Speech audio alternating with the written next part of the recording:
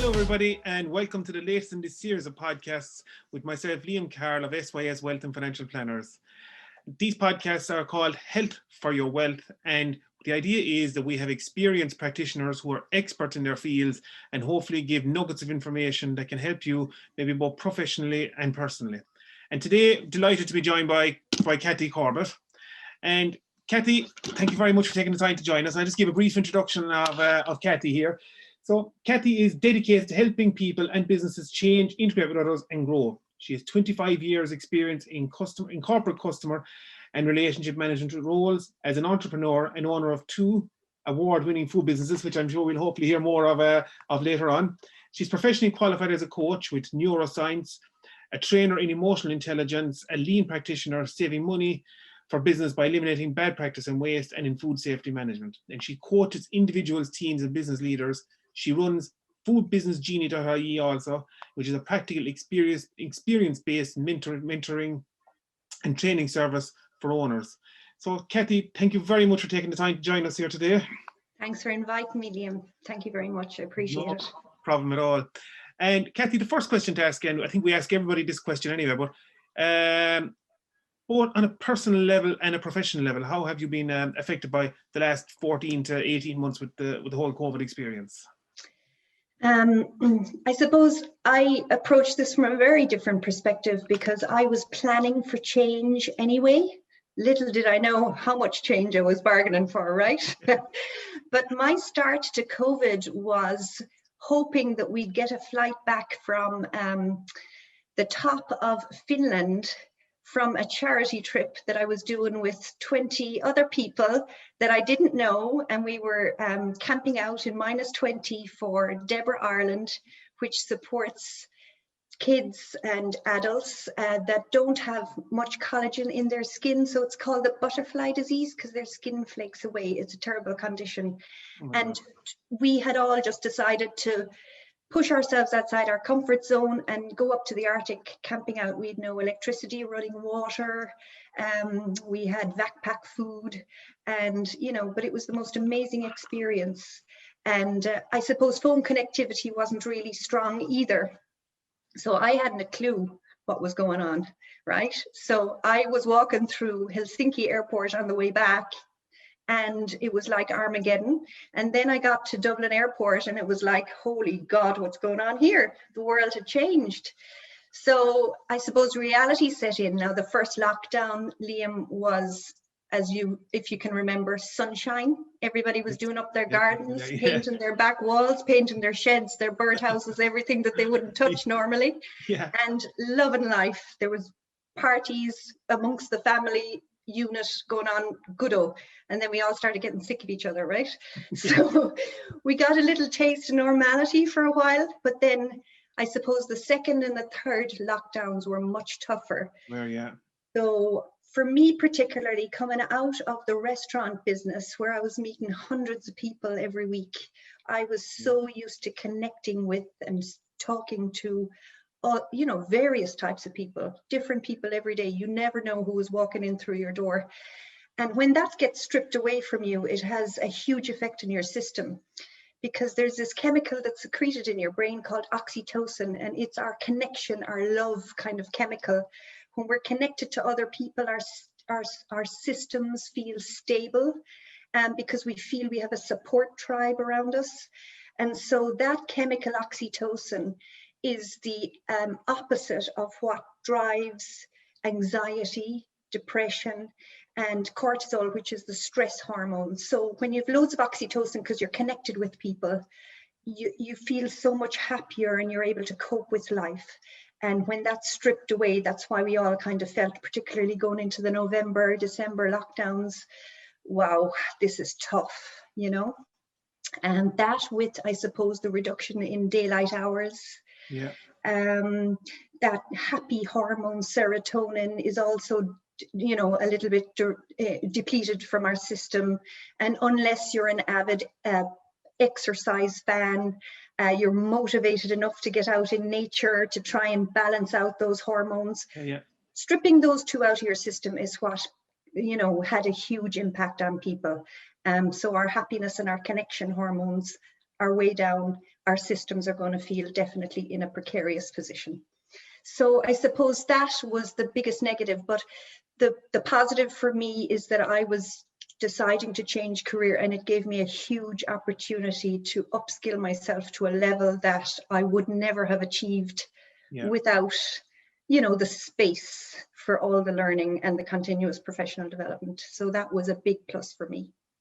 It's great, Cathy. I think you took a positive out of a negative situation and turned it to your advantage, like, which is, it's a business skill in its own way, like, isn't it, to be able to have the foresight to do that, like. But if you could just do a quick favor, Cathy, could you just give me a small brief outline of the business that you have at the moment, just and what exactly you do? Sure.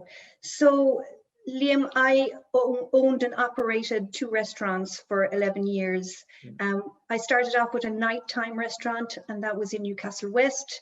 There was an opening in the marketplace, and you know, we just made a really good go of it, had a good team around me, and achieving everything through your team is the way to go. Okay, it doesn't matter, you can own a business, but we're always working with other people. You can't achieve things by yourself. So we had a great team, we developed a great product and great service atmosphere. We made the customers feel welcome. We won awards from the Restaurant Association for that. And then there was an opportunity in Adair, County Limerick, to open up a daytime business. So we went for that. I was one of 50 people to interview for a little premises in Adair. That's how much the demand was to get in there. Yeah, so because we had won customer service awards, I think that's what put us to the top of the pile. That, and, you know, we're hands-on, you know, very local business, you know, looking after people as if it was, you know, in our own kitchen, as if my, you know, my granny was baking the soda bread to feed the family, as we did back in the day.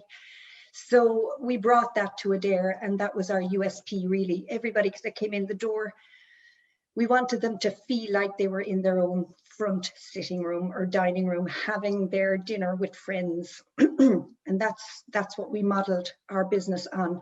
So from 11 years hands-on experience, I learned all aspects of the trade, obviously. Of course, yeah. But I had a big background in relationship management, project management. I knew how to budget and control, and that was really, really important, because in a food business, you could be made or broken in such a short amount of time if you don't watch all the costs. So I was very hands-on on the processes, and on, you know, not having waste in the business, but also engaging the team so that we were constantly focused on delivering what the customer wanted, understanding when we had to change our products because we were no longer delivering what they wanted, trends, you know, things move on, you know, you're carnivores in 2011, you're vegans in 2018, right? Restaurants have to adapt all the time. What's the next trend? You know, keto, paleo, they all came in the middle. And so you have to adapt constantly. And I suppose being stable enough to listen, take the space and to listen and to understand what's needed there and to adapt accordingly is one of the key things that I've learned to have a sustainable business.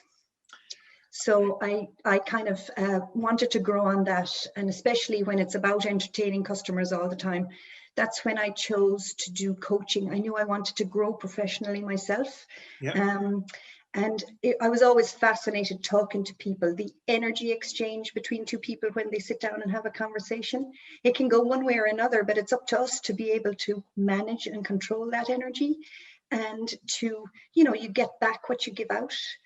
And also the energy to lead the team. I actually, through training as a coach with neuroscience, became a better leader myself, because I understood more what made me tick, and therefore other people are my team. You know, they're not just employees, they're other people. So you have to understand what makes them tick and what drives them for performance as well, and respect that. It's fascinating stuff, Cathy, and I think you've taken your own experiences to try and use those to help other people. Excuse me. And you made one very, just while we were talking before the start of the podcast before, and I thought it was very interesting, like that when people have their, I'm paraphrasing now, Cathy, so you can you can correct me, but when people are having a meal, and the meal might be fantastic, but what they remember is the customer service and how that made them feel, and that's a huge point you were saying earlier, wasn't it? Absolutely. I mean, so life is energy in motion. Okay, and that's what we all are. We're bundles of energy, and whether we decide to give out good energy or bad energy, that's what goes out in there. And we're all trying to integrate with each other, and we're all trying to connect and collaborate. And you really have to be careful about the energy that you put out there. And it's a choice. That's what makes us different from animals. We have a choice on how to understand ourselves and how to comport ourselves, and that's emotional intelligence. And it's understanding as well how our systems are relating to experiences. So yourself, if you're sitting down, you're having a conversation and you feel the energy getting sapped and drained out of you, well, you can feel that, right? So if you approach a customer, and we all had experiences of being on the phone for half an hour with a customer service agent with a big multinational, Wi-Fi provider or broadband provider, and you're getting no traction on the phone, you're coming off livid with steam coming out of your ears. You won't remember why you called them, but you will remember how you felt after the conversation. Right? Whereas if you have a completely different experience and you feel calm and relaxed, appreciated, that your business is appreciated, that you chose to go to this particular business and spend your money there, and that they have gratitude for that, a customer will always feel that, and that's the way that it should be.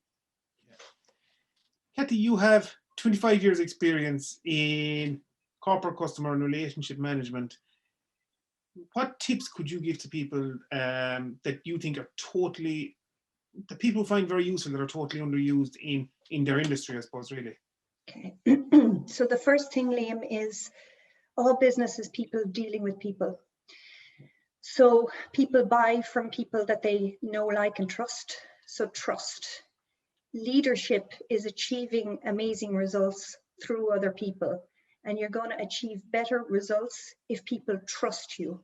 So if you think back of all the banking fiascos, it was lack of trust, lack of accountability, poor leadership made the systems fall apart. So building trust relationships allows you to shift into different gears with your team, because they know that if you decide to set different goals for the business, you're doing it for a good reason, because they trust you. They trust that you want them to be part of growth and development, and you can bring them along easier with you. If you challenge people, so you're in a meeting and you've got some sticky things to talk about, challenge is necessary, and challenge shouldn't be avoided. But when you're challenging out of a place of trust, it's much easier than out of a place of threat, which people will feel if there isn't a trust relationship built up. Their systems will feel threatened, and they won't be able to access high performance. Your system can't access high performance when it's feeling compromised. It's like you can't be happy and sad at the same time. One is like a flip switch. The light is on or off.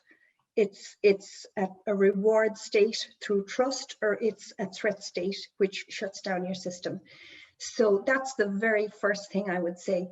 The second thing is, so many businesses use meetings to give status updates. There's a nugget that I would say, it's such a waste of time.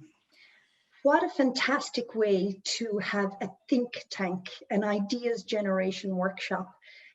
When you have a collection of people together with different ideas, leave the curiosity gates open. Ask for fresh ideas, new perspectives. Because you're the owner or the leader of a business, don't assume that you know it all. Be humble and stay curious, and ask for new ideas, and that will engage people more. Also, try and find out people's values on a personal level. You are always going to run at a higher performance level when you're performing to your highest values. So Liam, for example, did you ever know a bride who wasn't going to not order Domino's pizzas and fish and chips every night for 2 months before her wedding? Okay, she ain't going to do that, because her highest value at the time, by 5 days before the wedding, she's nearly weighing the lettuce leaf to make sure that it's small enough, right? That's her highest value at the time. And nobody is going to put her favorite plate of food in front of her and get her to bend, because her highest value is driving her peak performance. And that's the real golden nugget in getting to know people a little bit more and what drives them. They're not always going to perform to your highest values, but they will always perform to their own. So if you can engage that, you can find their sweet spot. And that really drives performance. That is very, very that's very interesting altogether, Cathy, I must say. And I think it's interesting with the think tank just to get engagement from people, because in an awful lot of industries with companies, would I be right in saying that there's a lot of people there who don't speak up and are nearly just lambs inside in the overall, and if they were given a forum that they might be able to add huge benefit to a company, wouldn't that be correct to say? That's right, Liam. There's this thing called psychological safety, and it's huge now, particularly with people onboarding again after being at home for months with COVID, with the COVID experience. So psychological safety, you're entering back into the workplace, be it a restaurant, be it a business, be it a corporate, it doesn't matter. But you have to reestablish again those, relationship links. Your system scans the environment 5 times a second to know if it's safe. That's the same thing as the mammalian instinct, right? The fight or flight. I'm sure everybody's heard of that, right? So 5 times a second, we're scanning the environment. Am I safe here? If I open my mouth and say something, am I going to be judged? Is there going to be bias? Is my authority and my position going to be threatened? And our brains are doing that behind our, subconsciously. We don't even know that this is going on. We have 60 to 80,000 thoughts a day. So that's a very busy space, right? We've got a lot going on behind the scenes. So psychological safety is really built up when you trust that the place that you're in is an environment that is working for you. So that's the first thing. And the second thing is to respect diversity, and there's more and more diversity in the world. And if you put a team together in an organization, don't want to blend them all together to your ideals like a fruit smoothie. Let them be the individual pieces of fruit in the bowl like a fruit salad, because then you have more variety, flavor, texture, color. Why would we want to meddle all together and not have that variety in our organizations and our businesses? Cathy, you provided huge value for people, I think, the people that have listened to it, and huge nuggets of information. So thank you very much for that. You're nearly out of trouble now. I've only 2 real questions left for you, Cathy. So, as you know, we're involved in the financial services industry, but in your experience, what product have you taken out, be it 10 years ago, 15 years ago, yesterday, in the financial services space that you have found most benefit or that you would highly recommend to people? Well, for me, definitely a pension plan is vital going forward. And probably every business owner that you've had on would probably give you the same answer. But, younger people don't really realize the value of that until much later on. So I hope I look young enough and I can get away with it by telling people Cathy, you do. it's never too early. So definitely invest in your future that way. But Liam, I suppose setting the seeds and cultivating the habit of saving is just as important, which can be done with younger people. And, we all have family members who take their kids to the credit union because there's no ATM card to withdraw money quickly. And that's a great habit to have. Another one that I found was a great trick was prize bonds, because, that 25 euros hanging around in an account or in whatever, can be easily accessed. Whereas if you transfer it into a piece of paper, okay, you can cash them in anytime, but still you're not inclined to do that. And you can see amounts grow. It is a bit of effort, and it's probably more effort now. So, definitely setting the seeds for good financial health into the future is where I would see, and setting that habit and associate that habit with a reward so that the emotion lodges in your brain. There's going to be a reward after this. I think you've given a great summation over there, Cathy. So yeah, well done. Yeah, thank you. I'd agree with everything you said. Last question is, and I'm sure you'll be used as an example from other people, but the best bit of advice that you ever got from somebody, be it a parent, a sibling, work colleague, etc. What would be the best bit of advice that you ever got? Okay, well, I suppose there's one bit of advice that's never be afraid to go out on the limbs, because that's where all the fruit is. So people are afraid to reach that extra little bit further, stretch themselves, take that little bit of a calculated risk, but no fruit, grows on that safe, secure trunk of the tree. It's always out at the ends. So, if you're not in a growth mindset, if you're always going to be stuck in a rut, if you're afraid for some reason to go after that, whatever you've always wanted, but you've been just, too insecure, or you wanted to stay in your comfort zone and didn't exactly know how to stretch out of that, you're never going to get that juicy fruit. So, that's We've what all I done would it, say. Cathy. Yeah, absolutely. Every business owner, you have to take those risks somewhere along the line, and don't be afraid to, take another one. Don't be afraid to keep constantly changing something. We recultivate the gardens of our minds when we do that. We create new neural pathways, and that makes us, more available to change and adapt our mindset. If we stay doing the same routines, same patterns all the time, it's like getting into that car every day, Liam. Do you have to think about what you're doing driving your car anymore? And you take the same route to work, and you're not even engaged. The only time you're engaged is when you get that fright. You're coming up on the light and the light's red. Yeah, no, it's a factor. Yeah, Right? fact. We're driving subconsciously all the time. So engage your, different patterns to motivate yourself to go after that fruit. Cathy, thank you very, very much for taking the time today. I think anybody who listens to that will have found it absolutely brilliant and beneficial to them in their business, and there's some huge pieces of information that they can take away. Would you just do me a favor, Cathy, and call out your Facebook page? It's www. Facebook.com foodbusinessgenie.ie. Foodbusinessgenie.ie, and there's a whole suite of services on that page, which go from emotional intelligence training. We do mystery shopper service, where we examine the customer experience from 12 aspects. We do a whole business audit. We provide tips and tools to track process improvement. And all of this is wrapped up with coaching for the owners of the business as well. So it's training, mentoring, and consultancy.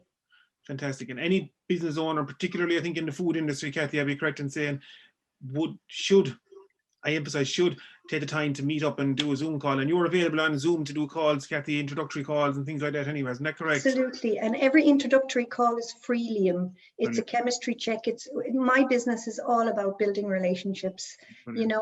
I can't hold your hand across that tightrope of change unless you trust me and trust that I know what I'm talking about. So every chemistry check, every initial call is free. I think we heard today anyway, Cathy, that you do know what you're talking about. But anyway, and Zoom is the way to go, Cathy. We nearly had a false start ourselves today with Zoom, but anyway. Oh, it's the new world, Liam. It's the new world. Exactly. Different days. It was trying to find the air code properly before, but now it's trying to get the Zoom code right. And absolutely. But Liam, for every food business that I work with, I do go physically on site also. There has to be a stage of an audit that I'm physically on site, because atmosphere and customer experience is a huge part of what we want to make sure that people are focused on. Customer experience is going to be huge going forward. Yeah. Brilliant. Cathy, thank you so much for taking the time today. Cathy's contact details are going to be at the end of the clip there. You better see them written up. And just like to thank Andy in Wendigo for his assistance in putting this together as well. And thank you, Cathy, again. And thanks everybody for listening and tuning in. And until the next time, stay safe. Thank you, Liam.